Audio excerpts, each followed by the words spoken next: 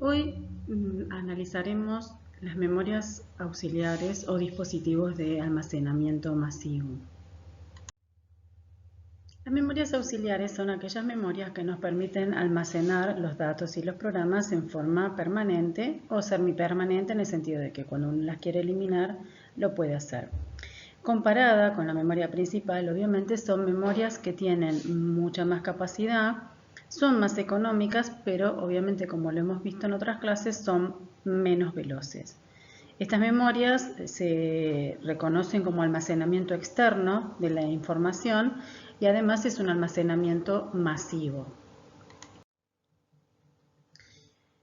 Dependiendo de la característica que uno elija, estas memorias pueden dividirse o pueden clasificarse en diferentes tipos de memorias. Si pensamos en la tecnología que utilizan para poder almacenar los datos, las memorias se clasifican en memorias magnéticas, las cuales tienen acceso secuencial, como las cintas magnéticas, los cassettes, las cintas de backup, o de acceso directo, como pasa con los discos rígidos o con los disquetes o discos flexibles. Las memorias ópticas son aquellas que conocemos como CD, DVD, Blu-ray. Existen unas memorias híbridas que son parte magnética y parte óptica, que son unos discos específicos que tienen en su tecnología, en el almacenamiento de los datos, parte magnética y parte del proceso se hace de forma óptica. Y después están las que utilizamos actualmente o se están utilizando, se están imponiendo actualmente, que son las memorias de estado sólido, como las memorias USB, los discos de estado sólido, las micro SD, las mini SD, memorias que se han utilizado en las cámaras de fotos, memorias que se utilizan en los celulares y memorias que usamos en un pendrive, por ejemplo. Ese tipo de memorias son memorias de estado sólido que utilizan una tecnología diferente. Cuando hablamos de soporte magnético, este soporte magnético se puede dar tanto sobre cintas como sobre discos, donde la información va a ser grabada y va a ser leída a través de cabezales que trabajan sobre una superficie magnetizada, lo cual genera mantener magnetizada la superficie o desmagnetizar la superficie dependiendo de lo que se tiene que almacenar, si es un 0 o si es un 1. En el proceso de escritura, la cabeza lectora y escritora desmagnetiza o magnetiza zonas microscópicas a medida que va realizando la escritura de los datos. Mientras que en el proceso de lectura lo que se realiza son lecturas de las líneas de flujos del campo magnético, de la zona magnética, donde en función del sentido que tiene ese magnetismo se puede identificar si se está representando a un 0 o se está representando a un 1. Gráficamente esto funciona en el caso de los discos con estos cabezales que podemos ver en este lugar. Esto funciona por encima de un plato. Este plato está dividido en sectores que ya vamos a ver un poquito más adelante. Tiene un motor que mueve estos cabezales y genera la lectura sobre esta superficie magnética. Las unidades magnéticas, por la forma de acceder a la información, se dividen en dos, en secuencial y en directa o aleatoria. La lectura secuencial es la misma que se realiza en una cinta de video o en un cassette, que ustedes seguramente ya no lo conocen, pero bueno, es esto que se va leyendo en forma secuencial. En la época en donde yo escuchaba música, que teníamos que utilizar cassette, estos cassettes, lo vamos a ver en la siguiente, si estos cassettes estaban grabados en una cinta que, por ejemplo, si yo quería escuchar la canción que se encontraba en el lugar 3, tenía que adelantar la 1 y la 2 para poder llegar a la 3. Mientras que en el caso de los dispositivos que nos permiten acceder en forma directa, son aquellos que de manera sin tener que pasar por la lectura de otra información, podemos acceder directamente a la información. Estas cintas magnéticas que han sido de las primeras épocas, en su momento era lo más popular para poder guardar información, ¿sí? Tanto los cassettes, como veían sus papás seguramente, o alguno de nosotros hemos visto películas en cintas de cassette o en cintas de video.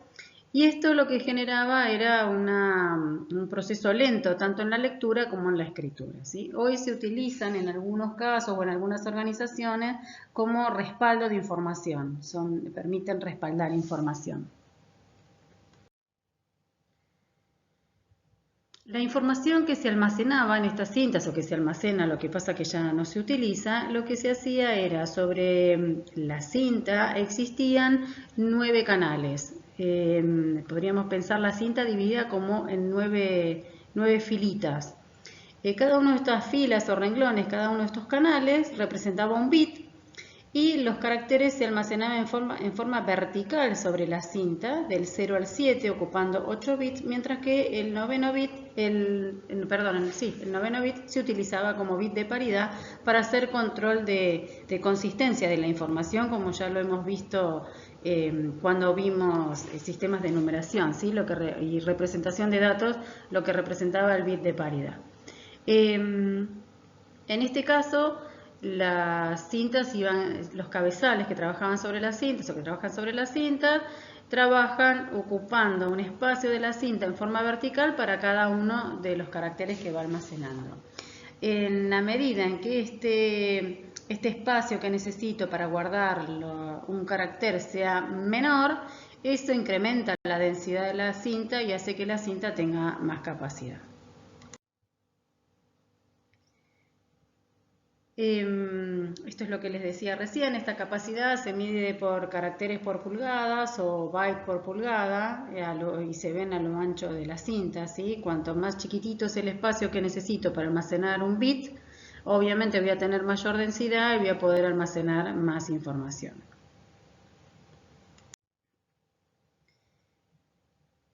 En el caso de los dispositivos de acceso directo, estos dispositivos de almacenamiento secundario tienen un tiempo de acceso bajo en proporción a su capacidad. Digamos, son dispositivos que permiten almacenar muchos datos y el tiempo de acceso a estos datos no está relacionado a la capacidad del dispositivo, sino que hay un tiempo promedio el cual me permite acceder a cualquier lugar del dispositivo de almacenamiento en un tiempo razonable, ¿sí? Pensemos, si la cinta era muy larga y yo tenía que ir al último tema, iba a tener que avanzar un montón de metros de cinta para poder llegar a buscar la última información o a escuchar la última canción.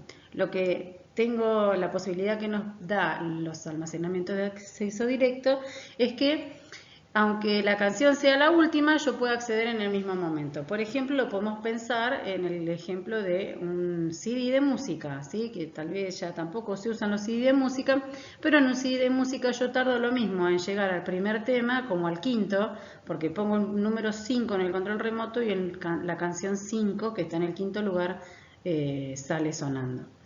Estas unidades, con respecto a lo que fueron las cintas, fueron más caras, ¿sí? Fueron más caras que las de acceso secuencial, porque además tenían circuitos que requerían el movimiento de cabezas que permitían la lectura y la grabación. Y esto lo tenían que hacer a mucha precisión. Eran cabezas móviles, o son cabezas móviles, que se tienen que mover a mucha precisión. Los discos magnéticos, que son los que actualmente tenemos en nuestras computadoras o que conviven con las memorias sólidas, estos discos magnéticos tienen la posibilidad de almacenar mucha información y pueden dividirse en los fijos que tenemos dentro de la máquina, que no trasladamos a ningún lado, como los discos removibles, que también son una de las opciones que actualmente se utiliza para poder llevar información de un lado a otro. Los discos flexibles ya quedaron en el tiempo, eso se usaba en mi época cuando yo era más joven, y eran lo que se conocían como disquetes, que ahora los usamos a veces hasta para hacer adornos, porque ya ningún equipo trae una lectora de disco flexible.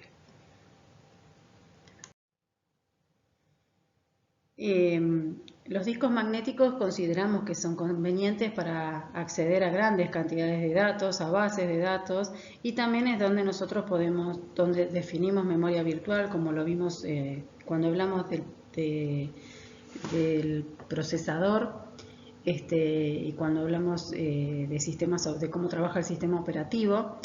Y además son discos que en el transcurso del tiempo van mejorando su tecnología. ¿Sí? Obviamente estos discos fueron los que sustituyeron a las cintas magnéticas. ¿Por qué? Porque mejoraron también el tiempo de acceso. Entonces ya uno trataba de pasar a un medio de almacenamiento más eficiente, teniendo en cuenta que es una memoria no volátil, que guarda datos por largo tiempo y que además da la posibilidad de que nosotros podamos remover esos datos, que los podamos eliminar. Obviamente el almacenamiento permanente implica que cuando yo apagué la máquina y ya no recibía más luz, el disco sigue almacenando los datos que nosotros guardamos y que escribieron en algún momento. ¿Cómo es un disco rígido? Un disco rígido es un conjunto de platos, ¿sí? O superficies magnéticas que están uno arriba del otro con una distancia entre ellos, para que por esa distancia que existe entre disco y disco pueda pasar lo que se llama la cabeza lectora grabadora, que lee y graba por la cara inferior del disco de arriba y sobre la cara superior del disco de abajo. Este cabezal se mueve en forma radial, y ahora lo vamos a ver en una imagen. Tiene un eje y se mueve hacia el centro y hacia el extremo de cada uno de los discos. Y obviamente estas superficies, como dijimos, es un soporte magnético. Estas superficies tienen un recubrimiento magnético, ¿sí? Los discos son de un material que puede ser cristal o que puede ser una especie de PVC o metal. Y eso está bañado en un sustrato magnético, en una sustancia magnética, un recubrimiento magnético, que permite poder hacer las grabaciones y después las futuras lecturas. Si miramos en la gráfica, fíjense que acá en esta gráfica tenemos el brazo que está en este lugar con sus cabezales que se van a meter entre disco y disco. Cada uno de estos platos o estos discos van a estar divididas en diferentes áreas que vamos a ver. Esto está todo guardado y sellado, ¿sí? Sellado totalmente, de manera tal de que no pueda pasar absolutamente nada de polvillo, porque esto está trabajando a distancias milimétricas y tiene que trabajar con mucha precisión. Entonces, si esto se abre y filtra polvillo, corre el riesgo de que el disco se dañe. De hecho, muchas veces ha pasado que los discos se han dañado, por ejemplo, por un pico de tensión o por una baja de tensión, porque los cabezales descienden sobre la superficie del disco. Estos cabezales trabajan sin tocar la superficie, descienden sobre la superficie del disco y el disco se daña. Algunas características más a tener en cuenta es que los discos se dividen en pistas, se dividen en sectores, y el conjunto de varios sectores es lo que se denominan clúster. Las cabezas se van a desplazar entre estas pistas y estos sectores para poder realizar la lectura o la escritura de un archivo o de un documento.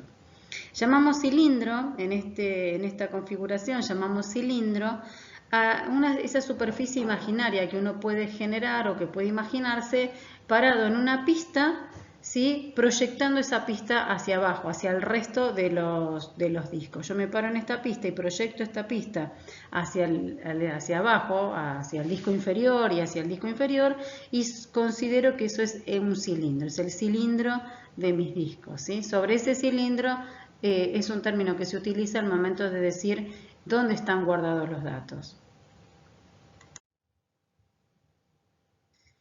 Actualmente todos los discos vienen formateados ya desde fábrica, ¿sí? Nosotros no tenemos que formatearlos, directamente los podemos utilizar, pero lo que sí hacemos, ese formato es un formato físico, es un disco que viene preparado para que nosotros lo podamos utilizar, pero en función del sistema operativo que nosotros tengamos, tenemos que realizar lo que se llama formato lógico o de alto nivel, donde este formato crea diferentes tablas que después va a utilizar el sistema operativo para encontrar los archivos que se encuentran en su interior, ¿sí? Son la tabla de alocación de archivos que me va a decir en qué dirección se encuentra un archivo para que yo lo pueda ir a buscar.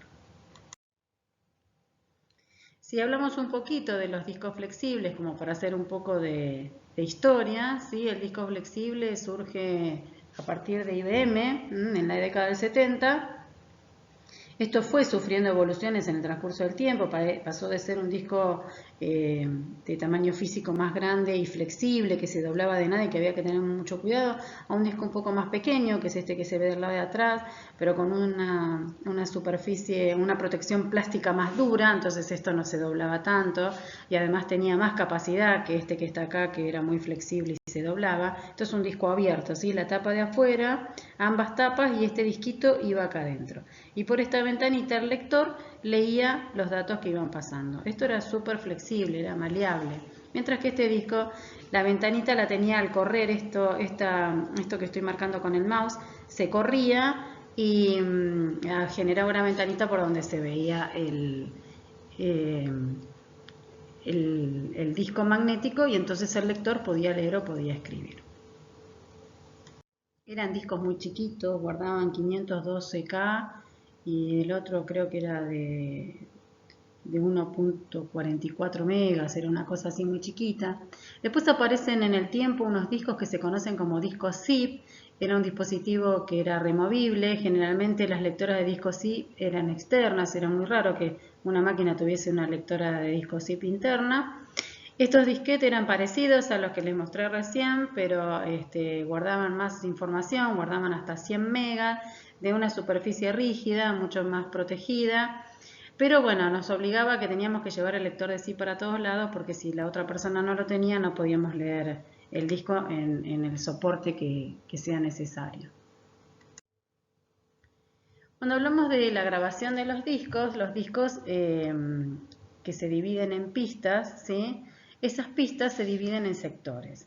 Y la cantidad de bytes por sector por lo general es fija, aunque puede ser variable, ¿sí? Es variable dependiendo del diseño, pero generalmente es una cantidad de bytes fijos, porque de esa manera es mejor trabajar sobre las tablas de ubicación.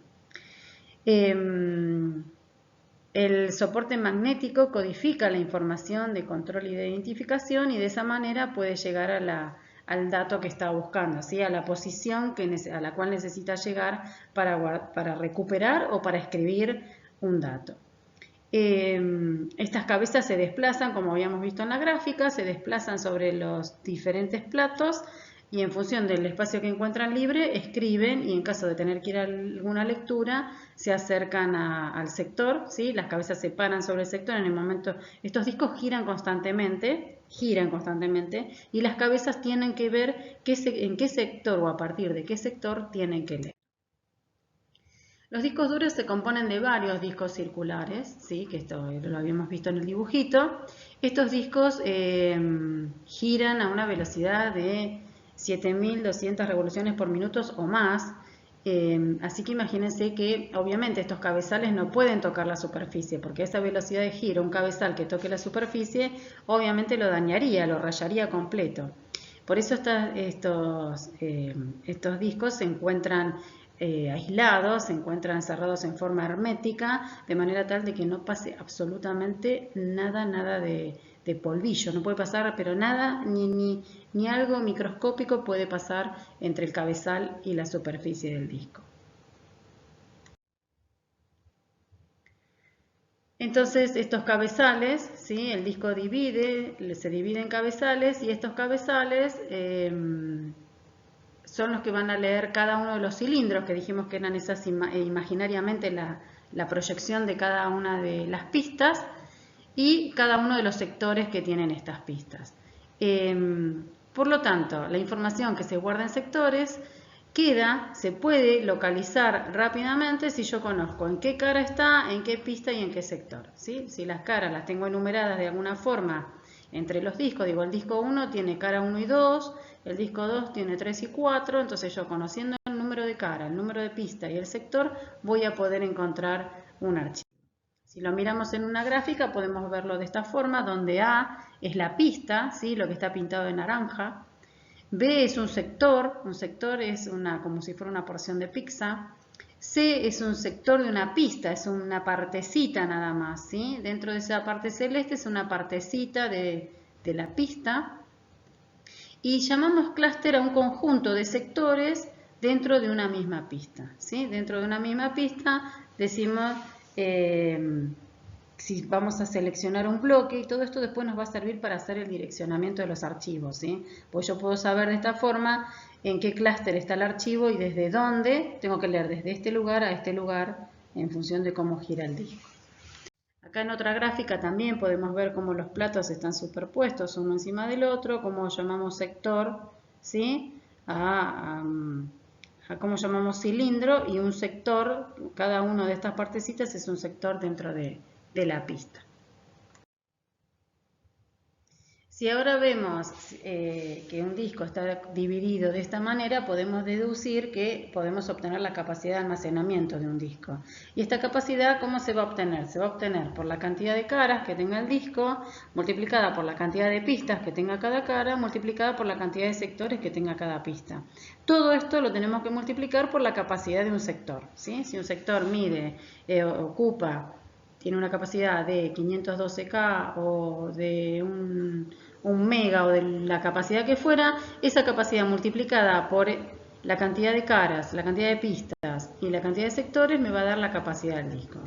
Acá en un ejemplo lo podemos ver, ¿sí? Si yo digo que tengo un disco con 16 cabezales, quiere decir que tengo 6 caras, tengo 6.253 cilindros, ¿sí? Son las pistas que vamos a tener.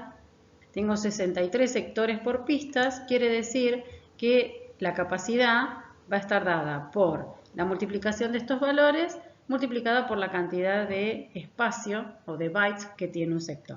Entonces eso me da esta cuantita que me da unos 3.000 millones de bytes, y si esto lo trabajo con las equivalencias, ¿sí? Las mediciones equivalentes, digo que estos son 3 millones de kbytes, y sabemos que 3 millones de kbytes son 3.000 megabytes y estos son 3 gigas. ¿Sí? Este disco sería un disco de 3 gigas. Vamos haciendo las divisiones por 1024 para pasar a medidas equivalentes que me permitan obtener un número más manejable, ¿sí? Un mejor número, no un número tan grande. No es lo mismo decir 3 gigas que decir 3.200 bytes. Es lo mismo, pero es mucho más simple representarlo con 3 gigas. Bien, ¿cómo funciona el disco? El disco, cuando necesita buscar algún archivo, ya sea para leerlo o buscar un espacio libre para escribir un archivo, va a trabajar con diferentes tablas, lo que se conoce FAT32 o NTFS de Windows, cualquiera de estas tablas dependiendo del sistema operativo que esté utilizando, y eso le permite al sistema operativo acceder al punto inicial en donde se encuentra el archivo para poder leerlo. Esto, una vez que el sistema operativo ingresa a la tabla y encuentra el lugar, pone en funcionamiento, ¿sí? Los cabezales, de manera de que el cabezal se pueda parar en el sector en donde tiene que comenzar a leer. Bien, del disco rígido hay varias características a tener en cuenta. Nosotros vamos a ver algunas, como por ejemplo la capacidad, ¿sí? La capacidad está dada por las unidades de disco duro, que son variables que hoy están en el orden de los terabytes, pero bueno, quedan algunos también en el orden de los gigabytes. Eso es la capacidad, es cuánta información puedo almacenar en mi disco rígido. La velocidad, cuando hablo de velocidad, esa velocidad está dada por revoluciones por minuto, porque es la velocidad a la que giran los platos del disco, que es donde se almacenan los datos. Esto es, a mayor velocidad de rotación, más alta será la transferencia de datos, ¿no? Cuanto más rápido giro, más rápido voy a poder leer cada uno de los sectores y voy a poder entregar los datos para que el procesador los pueda procesar. El tiempo de acceso es el tiempo que tarda el cabezal en pararse en el lugar en donde tiene que empezar a leer. Porque el cabezal va a tener que ir hasta la pista que corresponda, ¿sí? Del plato que corresponda, y para eso se tiene que mover. El cabezal está parado en un lugar y va a tener que ir hasta ese lugar, y ese es el tiempo de acceso. El tiempo de conmutación de cabezas es el tiempo que tarda el sistema para decirle a ese cabezal qué es lo que tiene que hacer, si tiene que leer o si tiene que escribir. Ese es el tiempo de conmutación. Todo esto uno dice, bueno, pero es nada, bueno, le digo leer y lee, le digo escribir y escribe, pero obviamente esto suma a los tiempos, si hablamos en el orden de los milisegundos, son tiempos que van sumando y que van haciendo a la velocidad que vamos a tener nosotros en la transferencia de los datos completos, ¿sí? A la velocidad total. El tiempo de conmutación de cilindros indica el tiempo medio para mover las cabezas a la próxima pista, ¿sí? Tanto para leer o para escribir. Es el tiempo que va a tardar para moverse de una pista a otra. La latencia de rotación también es un tiempo que existe que se mide en milisegundos y es una vez que la cabeza está posicionada en el lugar en donde realmente tiene, en el cilindro en donde realmente tiene que realizar la lectura, es el tiempo que va a demorar en pasar por debajo de ese cabezal el sector que necesita leer, porque pensemos que esa pista está dividida en un montón de sectores y esto está girando constantemente. Entonces el cabezal se va a parar y va a decir, me paro porque tengo que leer en la pista 7, pero mientras estoy en la pista 7 voy a tener que esperar a que pase el sector 45. Entonces se va a quedar ahí esperando hasta que pase el sector 45 y lo pueda leer. Ese tiempo de espera es el de latencia de rotación. El tiempo de acceso a los datos entonces es la combinación del tiempo de búsqueda, del tiempo de conmutación de las cabezas y de latencia, digamos, sería la suma de todos los tiempos.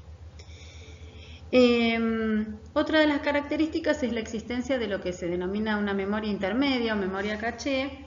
En esta memoria se precargan algunos datos del disco, ¿sí? Para después enviárselos al sistema cuando el sistema los pide. Sin tener que volverlos a leer del disco físico, ¿sí? Esto es un poco esa memoria que habíamos hablado cuando hablamos de sistema operativo. Tengo un espacio de memoria que funciona parecido a la memoria RAM, obviamente no a la misma velocidad, pero hace que yo no tenga que volver al disco cada vez que necesito los datos porque son datos que estoy usando en forma asidua. Después, dentro de la clasificación aparecen los discos de estado sólido. Estos discos de estado sólidos no trabajan sobre una superficie magnética, sino que ya son un conjunto de microchips de silicios parecidos a la memoria principal, pero con la ventaja de que el almacenamiento es almacenamiento permanente. Estos discos de estados sólidos tienen la ventaja de que no tienen componentes sueltos, digamos, no tienen componentes móviles, no sueltos, sino móviles. Entonces son mucho más seguros, son más resistentes, tienen menos probabilidad de rotura y además por la tecnología que utilizan, que trabajan con microchip, trabajan a una velocidad mucho más alta, mayor velocidad que los discos magnéticos.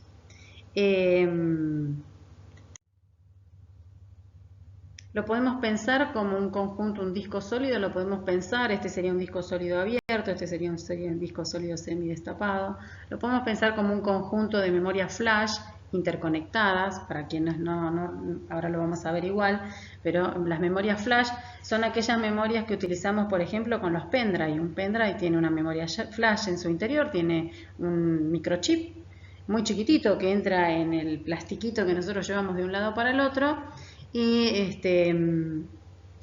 esa tecnología, si yo pongo muchas memorias flash, termino constituyendo lo que se llama un disco en estado sólido. Esto a grandes rasgos, porque bueno, esto también ustedes lo van a ver en arquitectura, ¿sí? En arquitectura van a hacer estudio intensivo de cada uno de estos componentes y van a ver cómo funciona. Si ahora pensamos un poco en lo que es la tecnología óptica, en el caso de los discos ópticos dijimos que son los CDs y los DVDs.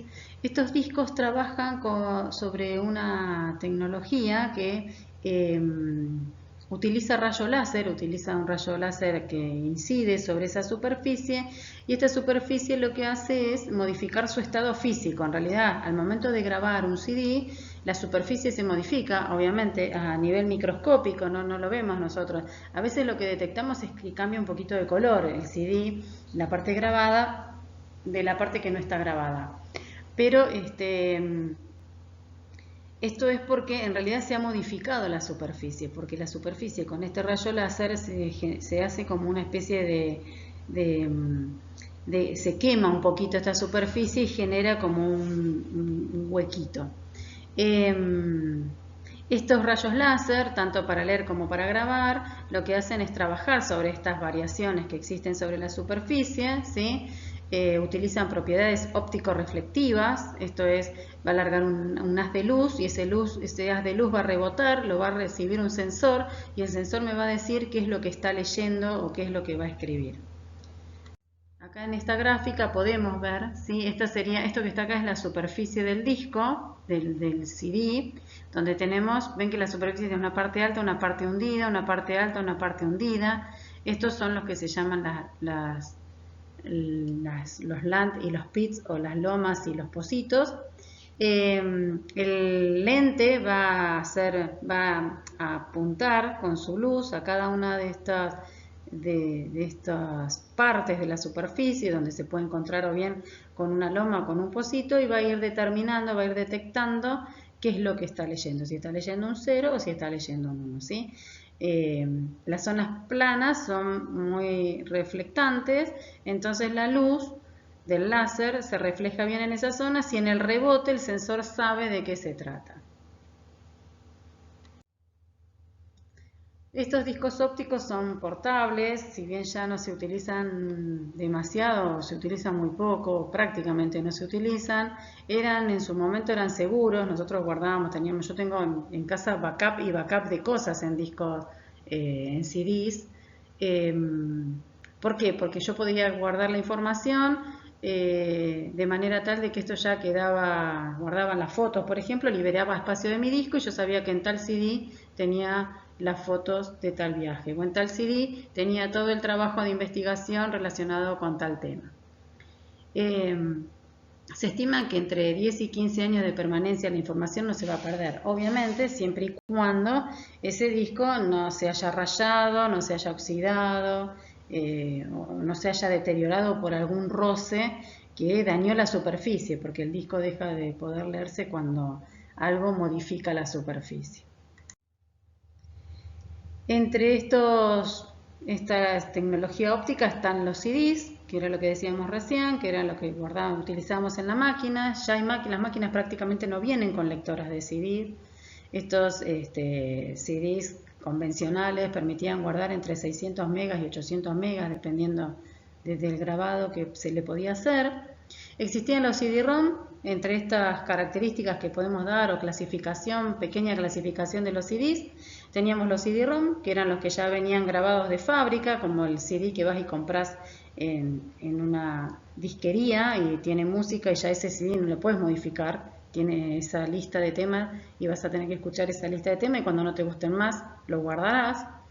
Después teníamos los CDR, que eran discos que se podían escribir, los comprábamos vírgenes, y nosotros podíamos escribir, aunque sea una vez podíamos realizar grabación sobre esos discos, y después obviamente lo podíamos leer todas las veces que quisiéramos.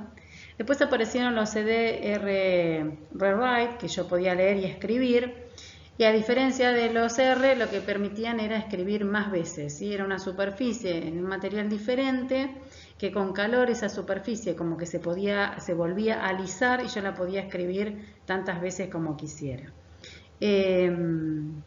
Esto, bueno, fue evolucionando en el tiempo y obviamente hoy ya prácticamente no se utilizan CDs. Estos CDs son grabados mediante un haz de luz, un láser. Cada disco es un plato de 120 milímetros de diámetro, ese es el diámetro, y tiene lo que dijimos, las depresiones, que son los pits, y las zonas planas, que son los land o lomitas, que le podemos decir, que se combinan para determinar cuándo hay ceros y cuándo hay unos, ¿sí? Indican el cambio de 0 a 1 o de 1 a 0, dependiendo de si es un pit o si es un land. Fíjense acá en la gráfica, ¿no? Acá tenemos un land, un pit, un land, un pit, y acá el láser lee y detecta el sensor, por el rebote que tiene, el sensor detecta que pasó a 1, mientras que acá el sensor detecta que está leyendo el mismo número que venía leyendo. Fíjense, esto es lo que conocemos como la etiqueta, este es el acrílico y esto es el aluminio. Y por último está el sustrato plástico de policarbonato, que es sobre donde se hacen las modificaciones. Este sustrato es el que modifica su apariencia física. Más adelante, en el transcurso del tiempo, aparecieron los DVD-ROM. Estos DVD, que los conocemos sobre todo porque venían grabadas las películas en los DVD, utilizaban una tecnología similar a la de los CDs, nada más que los PIT y los LAN eran más pequeñitos, entonces se podía almacenar mayor cantidad de información. Fíjense que en un DVD podíamos guardar 4,7 GB, mientras que dijimos que en un CD podíamos guardar hasta 800 megas, o sea, la cantidad de datos que podíamos almacenar era 7 veces más. Y se utilizaba para video y audio, ¿no? Los DVD-ROM generalmente se han usado para películas. Hoy podemos conseguir películas y la calidad de video de estas películas es muy buena. Después pasamos a uno que tiene una mejor calidad de grabación, que son los Blu-ray. Esto es un formato de disco óptico también de 12 centímetros de diámetro para videos de alta definición. Utiliza un láser y este láser otra vez es más fino todavía que del DVD-ROM, por lo que me permite guardar entre 25 y 50 GB. Fíjense cómo en un espacio físico, en un componente físico de un mismo tamaño, cómo se incrementa la capacidad. Pasamos de 600, 800 megas a 50 GB, ¿sí? En algo que físicamente es similar, ocupa prácticamente el mismo espacio. Acá podemos ver el tema de las memorias flash, que habíamos dicho, bueno, inicialmente estas memorias eran estas memorias que podemos llevar en la billetera. Almacenaban 8 megas las primeras que aparecieron o menos. Actualmente pueden almacenar 1 tera o más, ¿sí? Con una velocidad de hasta 20 megabits por segundo. Son muy resistentes, estos se nos caen y no se rompen, ¿sí? Si bien tenemos que tener cuidado, pero esto se pueden caer, digamos, no, es muy raro que se rompan, no son tan delicadas. Son súper livianas, son portables, las puedo llevar de un lado a otro en un bolsillo, en una billetera. De hecho hay llaveros hoy que son memorias flash en formato de memorias USB, como podemos ver acá. Y además contamos con lectoras en los dispositivos a los cuales vamos, porque ¿por qué portamos estos datos? Porque los queremos llevar de una máquina a otra, entonces al quererlos llevar de un lugar a otro necesito tener el lector, el dispositivo que permita hacer lectura de estos tipos de almacenamiento. Bueno, USB, ustedes saben que todas las máquinas traen lector de USB, yo conecto una memoria y el sistema la identifica. El sistema operativo identifica que esa memoria, ese dispositivo que conecté es una memoria y por lo tanto voy a poder leer datos. También estas memorias fueron creciendo en el tiempo y hoy tengo capacidades también del orden de los tera. También convengamos que a medida que esto va evolucionando también vamos dejando de utilizar, porque yo hasta hace unos años atrás iba con mis pendrive para todos lados y ahora con el tema de que guardo todo en la nube ya no llego al pendrive, tengo todo guardado en la nube y me siente en la computadora que me siente, recupero de la nube la información que necesito utilizar. Esto es lo que dijimos recién, ¿sí? Estas memorias son de un estado sólido que es duradero, que resiste a los golpes, a las caídas. Acá puse hasta los lavarropas porque en alguna oportunidad me quedó una memoria en un pantalón, la lavé, se secó y salió funcionando, por suerte. Y esto lo que también tiene de bueno es que soporta un número, si bien es un número finito de lectura y escritura antes de comenzar a fallar, es un número grande, ¿sí? Es alrededor de los millones de ciclos. Quiere decir que puedo guardar y borrar sin inconveniente. Uno de los diagnósticos que me están diciendo a mí que la memoria se está poniendo viejita es cuando la memoria empieza a ponerse lenta. Cuando siempre funcionó en una determinada velocidad y ahora veo que como que tarda más para leer algún archivo o para escribir sobre ella. Y por último vamos llegando a lo que es el cierre, ¿sí? Está el almacenamiento en la red. Bueno, nosotros podemos tener Hoy por hoy todas las organizaciones trabajan con sus equipos conectados en red y estos equipos acceden a los medios de almacenamiento, a los soportes de almacenamiento de diferentes maneras dependiendo de la red que tengamos. ¿Qué implica esto? Que en algún lugar están todos los archivos y todos los usuarios de esa red vamos a buscar los archivos a ese lugar. Más allá de que nuestras terminales pueden tener, ¿sí? Nuestros puestos de trabajo pueden tener una computadora con memoria local, el almacenamiento en la red lo que me permite es compartir datos y software en un único lugar con el resto de los usuarios de la red. De esta manera vamos a ver algunas, ¿sí? Las de almacenamiento de conexión directa o las redes DAS, ¿sí? Son aquellas donde el dispositivo de almacenamiento está conectado a un servidor, el dispositivo de almacenamiento está conectado al servidor y las estaciones de trabajo, si acá tengo los clientes, a través de una red van al servidor y buscan los datos que están en el almacenamiento, ¿sí? Lo comparten. Obviamente acá voy a tener un montón de controles que va a tener que realizar el sistema operativo, porque si los dos vamos a buscar el mismo dato, el sistema va a tener que ver a quién se lo da primero. Si los dos estamos modificando un dato, ahí tenemos un inconveniente. Cuando es de lectura, no pasa nada, pero si los dos queremos hacer una modificación, es importante saber qué versión tenemos, el que ya modificó mi compañero, el que modifiqué yo, el que aún no está modificado. Bueno, todo esto lo maneja el sistema de red, ¿sí? Es el que se va a encargar y ustedes también lo van a ver en las materias de redes de cómo funciona esto y en las materias de arquitectura. Una red de almacenamiento conectado a la red, ¿sí? Como son las redes NAS, lo que hacen es, yo tengo un solo dispositivo de almacenamiento que está directamente conectado a la red y este le ofrece a todos los usuarios los datos compartidos, ¿sí? Este permite que todos los usuarios puedan ingresar a los datos compartidos.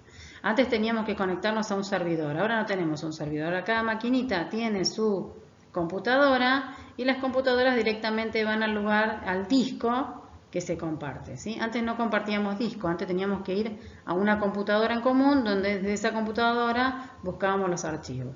Ahora cada uno tiene su computadora donde acá puede tener su memoria secundaria o auxiliar propia, local, pero si necesitamos ir a buscar algo compartido, vamos todos a buscar a ese disco que se comparte con todos, obviamente con un montón de capas de control que hacen que esto no colisione y que todos podamos acceder a la información de manera correcta.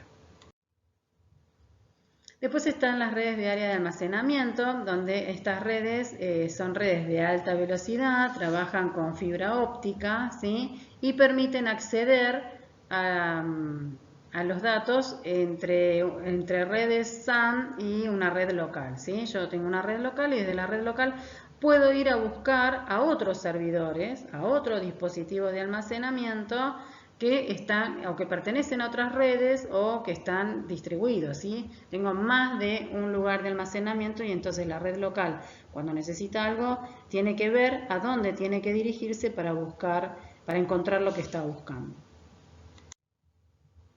Y para cerrar, y esto es lo que hoy está en auge, hablamos de lo que es el almacenamiento en la nube. El almacenamiento en la nube es aquel que permite utilizar recursos que no son nuestros, recursos físicos que no son nuestros, que están en algún lugar del mundo, en donde nos dan de ese servidor, de ese soporte de almacenamiento, ese medio de almacenamiento, seguramente deben ser discos muy grandes, un espacio para que nosotros podamos guardar nuestros datos, nuestros programas, podamos guardar y almacenar nuestros archivos. Obviamente, para poder tener acceso a esos espacios, necesitamos contar con Internet y además necesitamos tener un proveedor, que alguien que nos provea, que en general son pagos, ¿sí? A veces los espacios muy chiquitos son gratuitos, pero si ya ese espacio no me alcanza, tengo que pagarlo para tener un espacio mayor. La ventaja que tiene el almacenamiento en la nube es lo que les decía hoy. Desde cualquier lugar yo puedo acceder a los archivos, desde cualquier computadora yo puedo acceder a los archivos sin necesidad de tener que portar mi equipo con los archivos en algún medio de almacenamiento propio. Hago el acceso a través de la web a la nube y busco los archivos que necesite. Bueno, la desventaja, entre las desventajas tenemos algunas, como por ejemplo, que se puede vulnerar la privacidad, ¿sí? Porque esto está en un equipo que no sé de quién es, digamos, sé de quién es de mi proveedor, del proveedor de Google o de iCloud o del proveedor que yo, del proveedor que yo haya elegido. Ahora, el tema es que está en un lugar que yo no controlo. Me aseguran de que eso está seguro, de que nadie va a poder acceder a mis datos, pero bueno, yo tengo que confiar en lo que me están asegurando o en lo que me dice mi empresa. Esto no quita de que estos datos sean vulnerables, ¿sí? Y un hacker pueda entrar a toda mi información. Sumado a esto, obviamente, el almacenamiento en la nube requiere de que podamos tener internet, porque si no tenemos internet no vamos a poder conectarnos. Bien, de esta manera, más o menos es un pantallazo rápido de lo que son las memorias auxiliares, las memorias secundarias. A ustedes les queda, para ampliar todo esto que presenté tan rápidamente, para no hacer un video tan largo y aburrido, la lectura en el libro donde habla de memorias auxiliares, en el libro de la cátedra, ustedes pueden incrementar la información que se presentó en este video.